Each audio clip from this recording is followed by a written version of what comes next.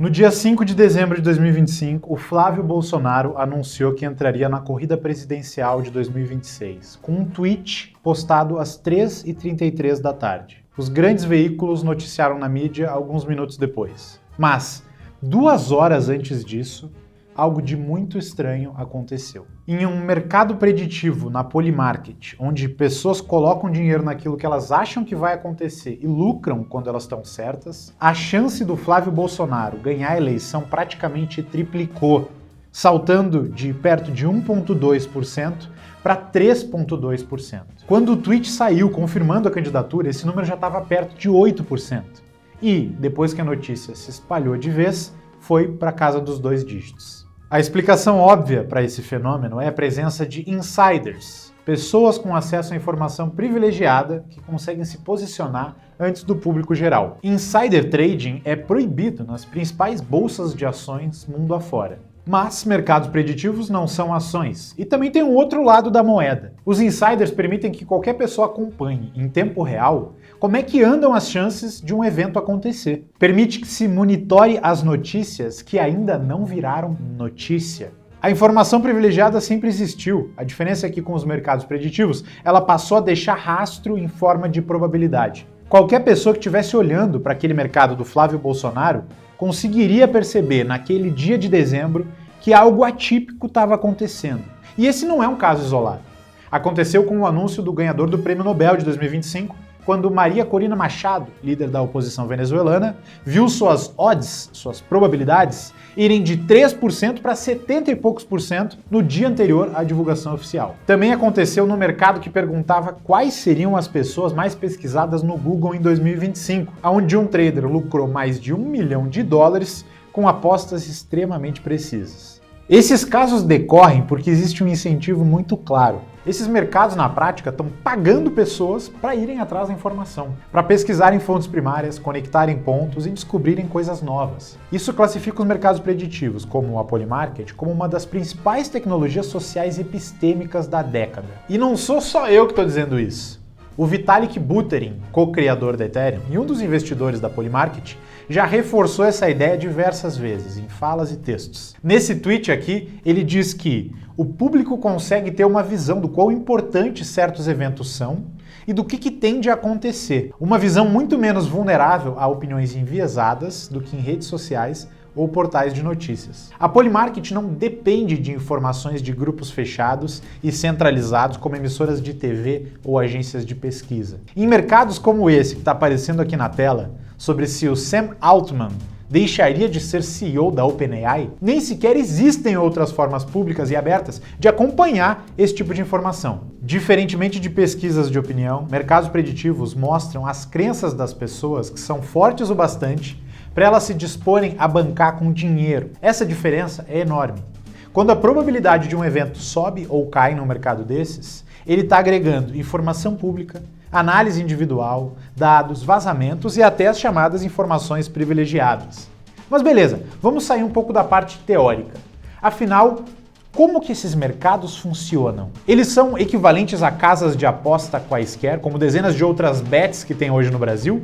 Ou eles são diferentes? Será que podem ser úteis para precificar risco, gerenciar incerteza ou até mesmo te ajudar a enriquecer? A ideia aqui não é moralizar mercados preditivos e determinar se eles são bons ou maus, mas antes disso, te fazer entender o fenômeno, para tu chegar nas suas próprias conclusões. Imagina uma pergunta bem objetiva, do tipo, a China vai invadir Taiwan até o final desse ano? Essa pergunta só tem 2 possibilidades, sim ou não. E cada uma delas tem um preço. Esse preço nos mercados preditivos varia sempre entre $0 e $1. Como a gente pode observar aqui na tela, a chance desse evento ocorrer está, agora enquanto eu gravo isso, precificada em 12%. Em outras palavras, tu pode comprar uma cota do sim, achando que a China vai invadir Taiwan até o final do ano, por 12 centavos, ou uma cota do não por 88 centavos. Esses valores oscilam ao longo do tempo conforme pessoas optam por comprar mais cotas sim do que cotas não, ou vice-versa. E se a invasão da China a Taiwan acontecer antes da data limite estabelecida, que é 31 de dezembro de 2026, aí a opção vencedora, o sim, vai expirar valendo $1, enquanto a opção, a cota do não, vai valer $0. Ou seja, se tu acredita que essa invasão vai acontecer, Tu pode comprar hoje cotas do SIM a 12 centavos e resgatar elas a $1 lá no final desse mercado, obtendo uma valorização de aproximadamente 8 vezes, ou 733% de alta. E se tu acha que isso não vai acontecer, tu pode comprar cotas do não a 88 centavos e resgatar elas a $1, obtendo uma valorização de pouco mais de 10% lá no final do ano.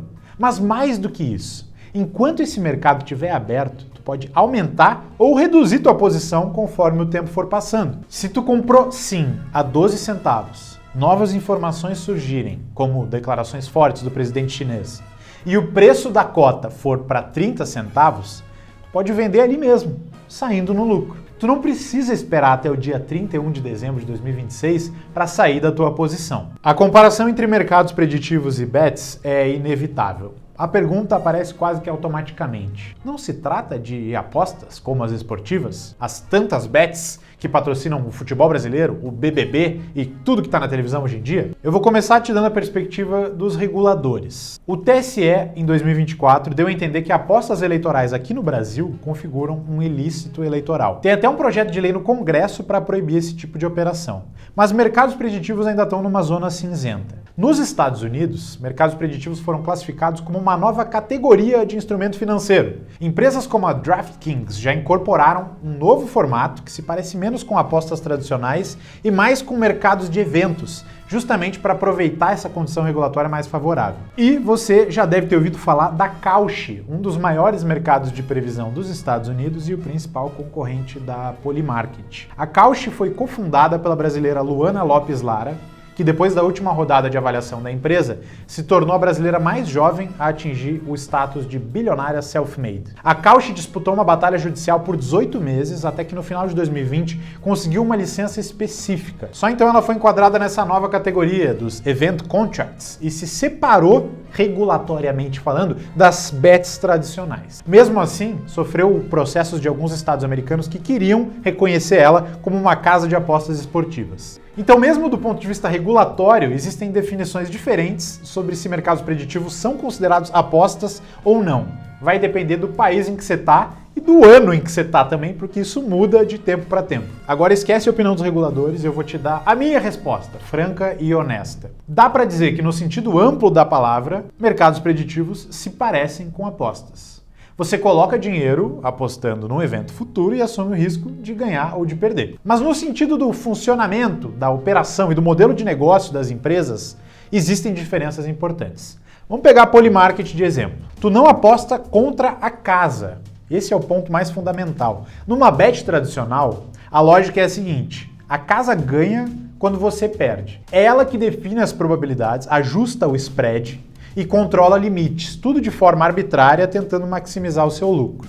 Se tu ganhar demais, a casa provavelmente vai te limitar ou até mesmo te expulsar, te proibir de jogar, que nem cassino mesmo. Nada impede, por exemplo, essas bets online de usarem algoritmos para te fazer lucrar no início, ganhar confiança, apostar mais e aí sim perder tudo. Nada impede uma bet esportiva de fornecer odds diferentes para o Brasil ganhar a próxima Copa do Mundo, de forma que seja menos vantajoso para o apostador brasileiro jogar nisso do que para os apostadores gringos. Essa é uma boa ideia, inclusive, para explorar o viés emocional dos usuários. Afinal, os brasileiros tendem a acreditar mais que a amarelinha vai ganhar a Copa do que a média dos apostadores globais, não é mesmo? Mas na Polymarket isso não seria possível. Tu não está apostando contra uma empresa. Tu negocia diretamente com outras pessoas. Quem está do outro lado da tua posição quando tu joga é alguém que pensa diferente de ti, que discorda. E o preço não é decidido de forma centralizada por uma casa.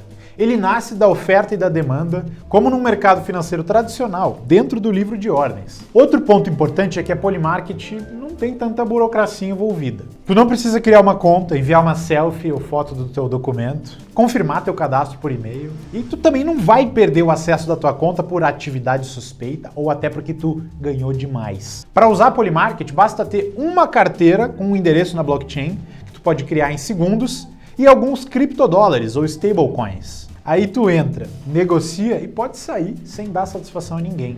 Nem o teu nome ou o país em que tu vive eles precisam saber. Também não existe aquela espera eterna para sacar o teu dinheiro. Tu pode liquidar tuas posições a qualquer momento e resgatar saldos imediatamente num sistema que funciona 24 horas por dia, 7 dias por semana. Afinal de contas, tá tudo na blockchain. Dito tudo isso, vale a gente ser honesto. Os mercados preditivos também podem ser chamados de plataformas de aposta, sim, num sentido mais amplo, porque assim como em outras bets, a maioria dos usuários da Polymarket saem perdendo dinheiro. Mais especificamente, 83,3% das posições abertas deram ou estão dando prejuízo. Mas aí a pergunta que eu me faço é a seguinte, né? O que não é uma aposta dentro do mercado financeiro, se a gente usar a acepção mais ampla de todas, né? Se alguém tenta adivinhar qual que vai ser o preço do dólar daqui a um mês e expressa a sua crença através de um instrumento financeiro, isso é uma bet? Não, isso é mercado de futuro. Investidores do mercado financeiro fazem isso todos os dias. Investir em ações ou criptomoedas na expectativa de vender elas mais caras para alguém no futuro, é uma bet? Tem gente que vai responder de sopetão dizendo que não, porque ações têm fundamentos por trás, mas o comprador das ações não está meio que investindo que os fundamentos vão melhorar com o tempo também? Se tu for intelectualmente honesto mesmo, bets estão até mais espalhadas do que tu imagina. Pensa num seguro de carro, coisa que eu aposto que muitos de vocês têm. Um seguro pode ser visto como uma opção de venda do seu carro no futuro ao preço atual dele, ou uma bet de que ele não vai valer nada no futuro. Tudo bem, é uma bet que você não quer perder, mas não deixa de ser uma bet. Perceba, seguros de carro, de casa ou até de vida são apostas que as pessoas fazem não interessadas no prêmio, não porque elas querem ganhar ou especular, mas sim porque elas querem se proteger de um risco e do efeito que ele pode ter na vida delas. Se liga só, mercados preditivos são úteis não só para ganhar dinheiro. Curiosamente, colocar dinheiro em eventos futuros não é a única coisa interessante desse mercado. Tu pode usufruir dos benefícios da Polymarket de várias outras formas. Uma delas é com o hedge, a proteção. Em outras palavras, um seguro contra algo que tem chance real de acontecer e que pode te prejudicar de alguma forma caso se concretize. Nesses casos, o objetivo não é ganhar dinheiro, é reduzir o risco. Vamos tentar tornar isso mais legível. Imagina uma empresa que depende fortemente de decisões políticas, concessões, contratos públicos, regulação, subsídios ou benefícios fiscais. Se existe uma eleição relevante no horizonte e determinados candidatos representam riscos claros para aquele setor, a empresa pode se proteger comprando posições que representam cenários adversos. Se o cenário ruim se materializa, a perda no negócio real é parcialmente compensada pelo ganho no mercado preditivo. Se aquilo não se materializa, o custo da operação foi apenas o prêmio do seguro que a empresa pagou. Uma empresa que eventualmente se beneficie de uma Câmara de Representantes composta majoritariamente por deputados democratas, por exemplo, nos Estados Unidos, pode comprar algumas cotas de sim no mercado que pergunta se o Partido Republicano é quem vai conseguir formar a maioria. E assim pode multiplicar por 4 a sua posição nos preços atuais, caso isso venha a acontecer. A lógica é parecida com a de um hedge financeiro tradicional, como o do exemplo do seguro de carro que eu dei mais cedo, só que aplicada a eventos políticos. Um exemplo ainda mais claro é o caso que eu citei aqui no início do vídeo, sobre a chance da China invadir o Taiwan. Imagina alguém que está muito exposto a ações da empresa Taiwan Semiconductor Manufacturing Company, a TSMC, uma das mais estratégicas do mundo na fabricação de chips de última geração. Um dos grandes riscos para essa posição é um evento geopolítico extremo como uma invasão da China a Taiwan. Se esse evento acontecer, o impacto nos mercados globais e especialmente em empresas taiwanesas seria enorme. Esse investidor hipotético pode comprar uma posição nesse mercado preditivo, não porque ele acha que essa invasão vai acontecer, mas porque, se acontecer, o ganho que ele vai ter nessa posição ajuda a compensar a perda brutal que ele imagina ter no ativo real. Outro caso de uso muito interessante dos mercados preditivos é usar eles como uma ferramenta de tomada de decisão, ou simplesmente um jeito de monitorar a situação, acompanhar eventos importantes sem ser sujeito aos vieses da grande mídia. Tu não precisa apostar para usar a informação que esses mercados provêm. Muita gente nunca coloca nenhum dólar nesses mercados, somente lê as probabilidades e observa suas mudanças. Isso vira sinal para antecipar decisões, ajustar estratégias, prever riscos ou simplesmente entender o melhor cenário. É como acompanhar o mercado de juros, o dólar ou a bolsa, mesmo que você não esteja operando em nenhum deles. Se tu acessar o site paradigmanews.com.br ou escanear com a câmera do teu celular o QR Code que está aparecendo aqui na tela, tu vai ver alguns exemplos. Nesse site, a gente monitora anomalias em alguns mercados preditivos e transforma essas anomalias em notícias No caso, notícias que ainda não viraram notícia nos grandes canais. Se tu curtir esse gênero novo de portal, tu ainda pode se inscrever na newsletter que tá lá no site para receber um resumo semanal por e-mail toda segunda-feira, além de alertas específicos. A Polymarket, é claro, não é isenta de polêmicas. Muita gente vai dizer que o lado obscuro desse tipo de mercado são os insiders. Afinal de contas, informação privilegiada gera lucro e prejudica quem não tem ela.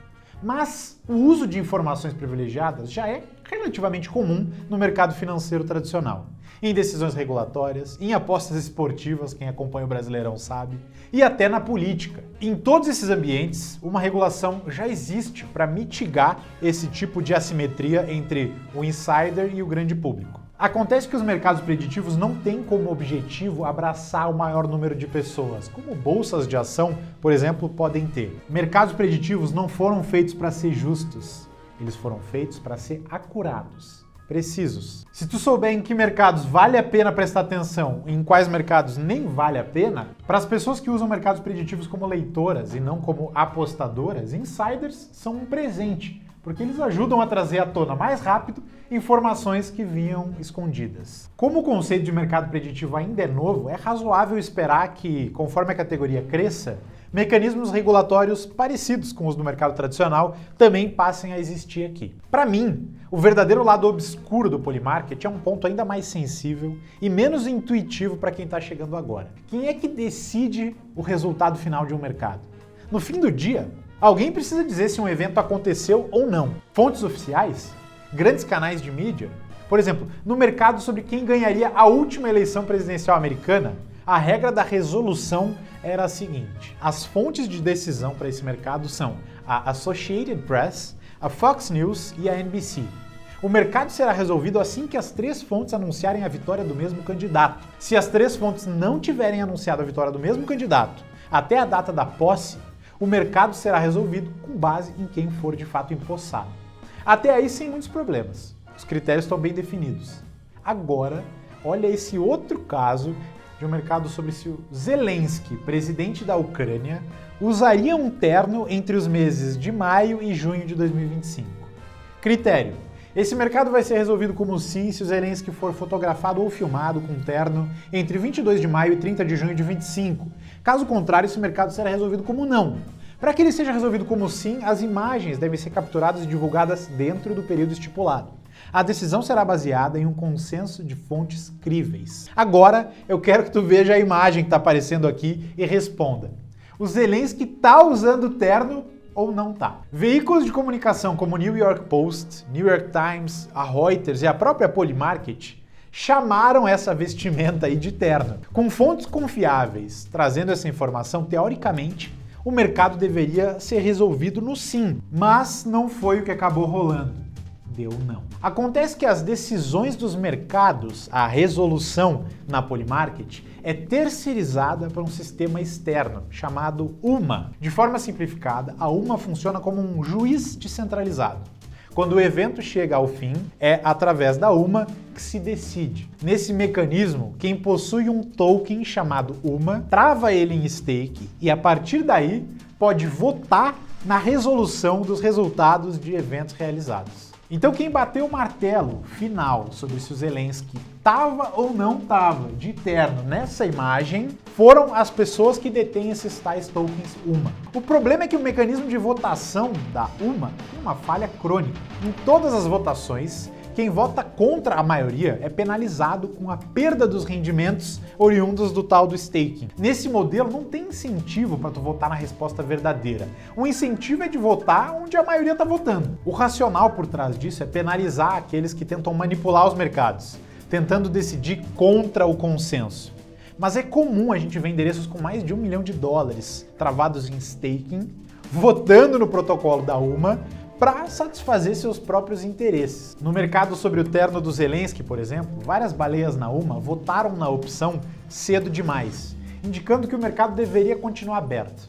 A justificativa era: o terno do Zelensky não é exatamente um terno, mas uma jaqueta. Vendo isso, quem tem pouco UMA se sentiu obrigado a votar junto da maioria para não ser penalizado. E logo o mercado inteiro meio que percebeu que a única verdade que importava era a verdade das baleias do Tolkien Uma. As chances do sim para o uso do terno atingiram os 25% quando jornais e revistas do mundo inteiro noticiaram que o Zelensky estava de terno. Só que, com o drama interno do oráculo da Uma, a probabilidade do sim acabou caindo para 3%. E no final das contas, o mercado foi finalizado com o não vencendo. Então, não, o Zelensky não estava de terno nessa imagem. Isso mostra que os apostadores consideram mais a decisão dos votantes na Uma do que os meios tradicionais de reportagem e notícia na internet. Acontece que esse não foi um caso isolado. A discussão aqui não é sobre se o Zelensky estava de terno nessa imagem ou não.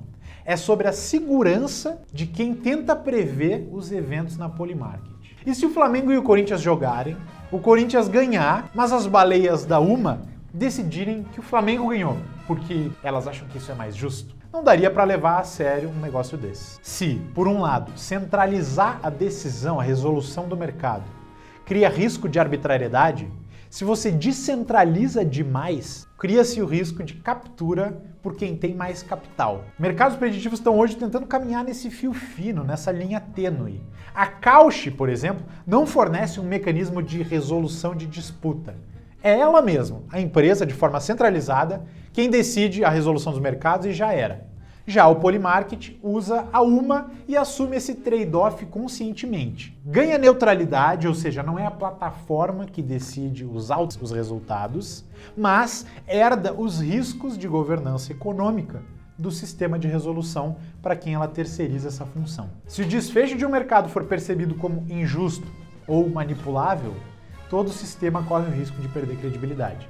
Por isso, para mim, hoje esse é um dos pontos mais frágeis e mais críticos da arquitetura dos incipientes mercados preditivos. Existe um episódio curioso que ajuda a entender até onde os mercados preditivos podem ir. O Brian Armstrong, CEO da Coinbase, chegou a mencionar propositalmente, em um de seus calls de resultados da empresa, todas as palavras que um mercado na Polymarket estava especulando que ele fosse falar naquele call. Simplesmente no minuto final do call, ele foi lá, abriu a Polymarket e começou a ler as palavras uma por uma. Ethereum, cripto, segundas camadas, segurança e assim por diante. A reflexão que eu quero propor para vocês aqui é a seguinte: o Brian Armstrong, nesse caso, manipulou o mercado ou foi o mercado que manipulou o Brian Armstrong? Esse episódio é um exemplo quase didático de um conceito chamado hiperstição. Presta atenção, é diferente de superstição. Superstição é quando tu faz alguma coisa que tu acha que aumenta as chances de outra coisa acontecer, mesmo que não haja nexo causal nenhum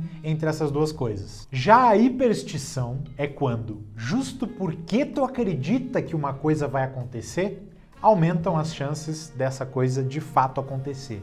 Existe nexo causal. No caso do Brian Armstrong, o mercado agregou expectativas, aí o próprio agente observado teve acesso a essas expectativas e aquilo que ele fez acabou sendo alterado, mostrando que mercados preditivos têm potencial não só de ser espelhos passivos da realidade, mas também de ajudar a construir ela. Mercados preditivos estão crescendo feito doidos, se impregnando cada vez mais no nosso dia a dia, e a ideia da hiperstição vai se tornar cada vez mais recorrente na tua vida. Pode anotar. Dentre as previsões que a Paradigma fez para 2026, uma das principais é a de que a categoria dos mercados preditivos vai continuar crescendo e se consolidando. Eventos como as eleições presidenciais aqui no Brasil e a Copa do Mundo vão ajudar a aumentar a adoção por parte do público brasileiro, que já é fissurado pelas bets tradicionais. Se tu já entendeu que mercados preditivos não são só apostas, mas uma ferramenta real para entender risco, precificar informação e incerteza, eu tenho um convite para te fazer. Nos dias 11 e 12 de fevereiro, às 8 da noite, a gente vai fazer 2 aulões gratuitos sobre mercados preditivos. No primeiro, a gente vai te mostrar por que a Paradigma está tão focada nesse assunto e também vai te contar quais são as principais armadilhas que tu precisa evitar para não perder dinheiro. No segundo aulão, a gente vai te ensinar o passo a passo das nossas estratégias favoritas para extrair lucros consistentemente de mercados como a Polymarket. Se tu não quiser perder esse conteúdo e ainda quiser a chance de receber dicas diárias como microaulas, entra no nosso grupo do WhatsApp desse evento. É só tocar no primeiro link aqui da descrição ou escanear com a câmera do celular o QR Code que está aparecendo na tela, tu já vai cair direto lá dentro. Se tu aprendeu alguma coisa nova com esse vídeo até aqui, Deixa um like aqui embaixo também, que isso valoriza muito o nosso trabalho. Se tiver qualquer pergunta, manda ela nos comentários. E compartilha esse link aqui com pelo menos um amigo que odeia ou ama apostas. Eu tenho certeza que alguma coisa nova ele vai aprender.